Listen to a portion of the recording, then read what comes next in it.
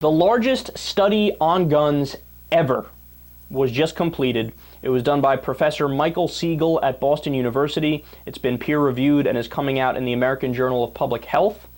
And what they did is compile data on firearm homicides from all 50 states from the year 1981 until 2010, the longest stretch of time ever studied. And of course, for this particular subject, I mean.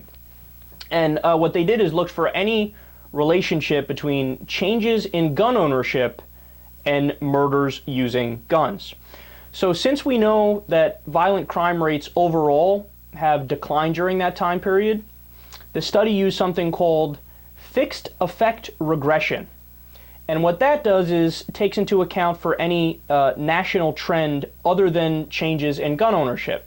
So they also employed the largest ever number of statistical controls for other variables, and those things included age, gender, race and ethnicity, urbanization, poverty, unemployment, income, education, income inequality, divorce rate, alcohol use, violent crime rate, nonviolent crime rate, hate crime rate, number of hunting licenses, age-adjusted non-firearm homicide rate, incarceration rate, and suicide rate.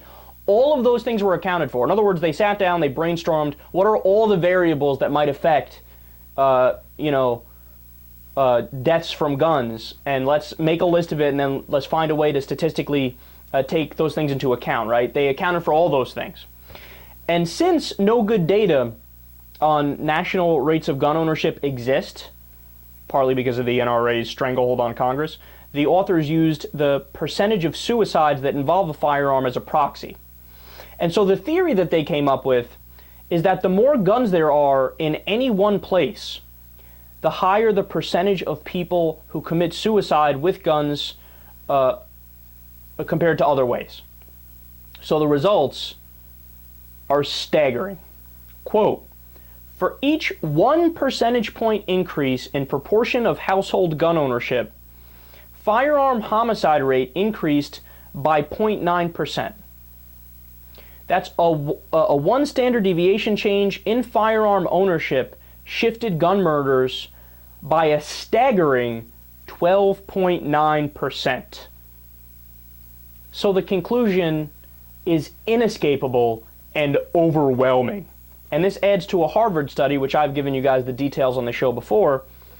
More guns equals more gun deaths.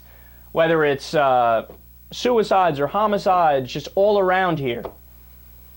Look, whenever the people on the right use their bullshit argument of, oh no, more guns equals more peace. If people, look, and the reasoning goes like this.